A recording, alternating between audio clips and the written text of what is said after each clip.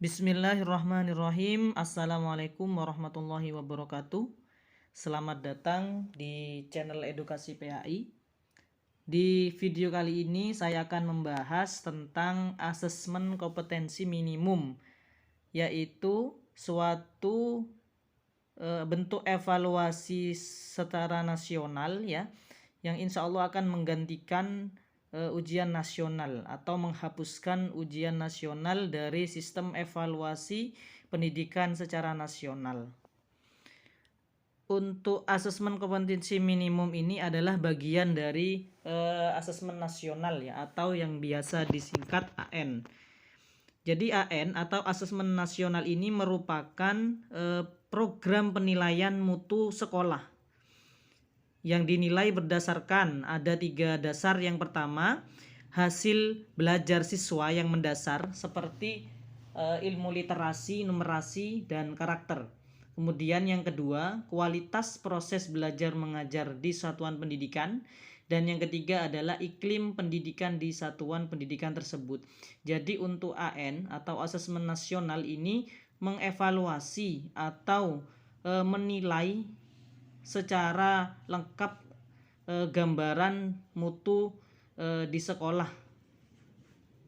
sehingga AN atau asesmen nasional ini menjadi sesuatu yang baru dan menarik ya, karena mengevaluasi itu cukup luas. Kalau selama ini ujian nasional itu hanya mengevaluasi capaian hasil belajar siswa.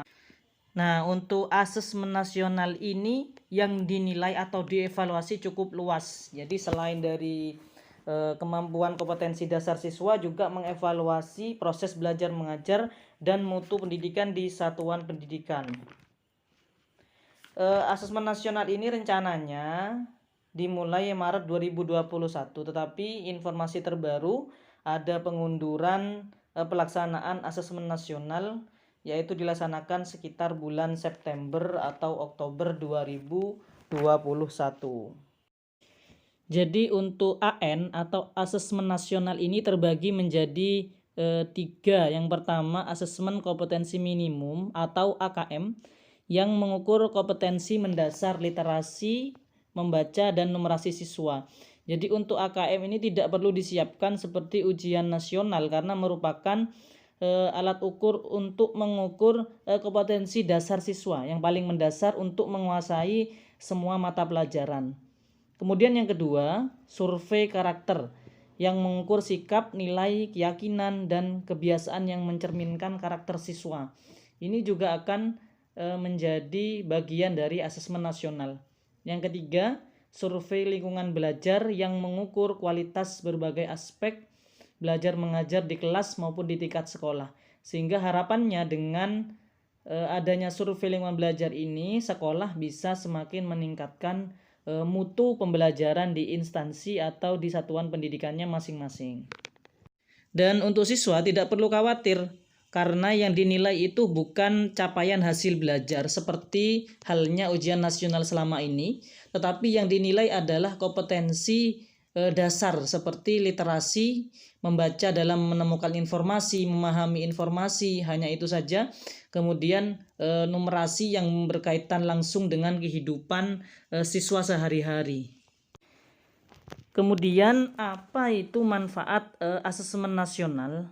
Jadi yang pertama, asesmen nasional itu bermanfaat sebagai potret kualitas pembelajaran di suatu satuan pendidikan. Karena yang dinilai itu bukan hanya capaian siswa dalam belajar, tetapi termasuk guru, kemudian kepala sekolah nanti juga akan mengikuti asesmen nasional. Jadi seluruh pemangku kepentingan pendidikan ini juga akan melaksanakan asesmen nasional, yang mana hasilnya itu menggambarkan atau menjadi potret kualitas pembelajaran, sehingga semua bisa mengadakan evaluasi dan refleksi untuk semakin meningkatkan mutu pembelajaran di suatu instansi tersebut. Kemudian yang kedua, manfaat AN atau asesmen nasional adalah sebagai umpan balik peningkatan kualitas. Dengan adanya pelaksanaan asesmen nasional, ini bisa menjadi gambaran terhadap proses belajar mengajar di suatu instansi pendidikan, dan bisa menjadi dasar untuk penyusunan program. Yang ketiga ya, sebagai dasar untuk penyusunan program. Dengan mengetahui hasil asesmen nasional ini bisa menjadi pertimbangan sekolah untuk melaksanakan program-program untuk meningkatkan mutu pendidikan di instansinya masing-masing. Selanjutnya kita akan bahas apa itu perbedaan antara asesmen nasional dengan ujian nasional yang selama ini menjadi sistem evaluasi pembelajaran secara nasional di Indonesia. Yang pertama, dari tujuan pelaksanaan, untuk asesmen nasional itu untuk mengevaluasi mutu terkait sistem satuan pendidikan ya. Jadi bukan individu seperti yang ujian nasional. Kalau ujian nasional untuk mengevaluasi hasil capaian belajar secara individu. Kalau asesmen nasional ini mengevaluasi mutu terkait sistem saja. Jadi nanti yang mengikuti itu siswa tidak seluruhnya. Kemudian untuk jenjang pendidikan, untuk asesmen nasional itu mulai dari SD, SMP, SMA, dan program kesetaraan. Sedangkan untuk ujian nasional itu SMP dan SMA sederajat saja. Kemudian levelnya untuk asesmen nasional itu dimulai dari kelas 5, kelas 8, dan kelas 11 SMA. Sedangkan ujian nasional itu biasanya dilaksanakan di akhir jenjang, yaitu kelas 6, kelas 9, dan kelas 12. Kemudian untuk subjek siswa, asesmen nasional ini bersifat survei ya. Jadi siswa itu dipilih secara acak untuk mengikuti asesmen nasional. Jadi semua siswa atau seluruh siswa itu tidak akan melakukan asesmen semua, tetapi hanya perwakilan saja. Sedangkan ujian nasional itu sifatnya sensus, jadi semua siswa wajib mengikuti ujian nasional. Untuk model soal, asesmen nasional di sini pilihan ganda, kemudian pilihan ganda kompleks, yaitu memilih pilihan ganda lebih dari satu, kemudian menjodohkan, isian singkat, dan uraian. Sedangkan ujian nasional hanya pilihan ganda dan isian singkat saja. Kemudian pembedanya yang selanjutnya sasaran penilaian.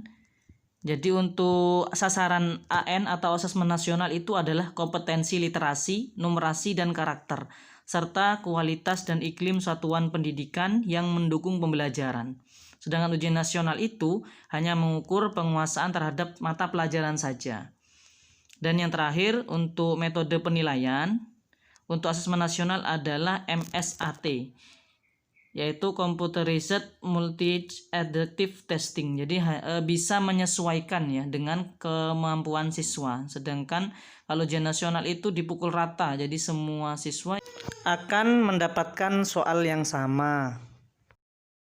Demikian penjelasan video seputar asesmen nasional. Kita akan sambung penjelasan lebih lanjut di video berikutnya. Terima kasih atas perhatiannya. Jangan lupa selalu dukung kami dengan cara subscribe, like, dan jika informasi ini bermanfaat silakan share sebanyak-banyaknya. Terima kasih. Sekian, wassalamualaikum warahmatullahi wabarakatuh.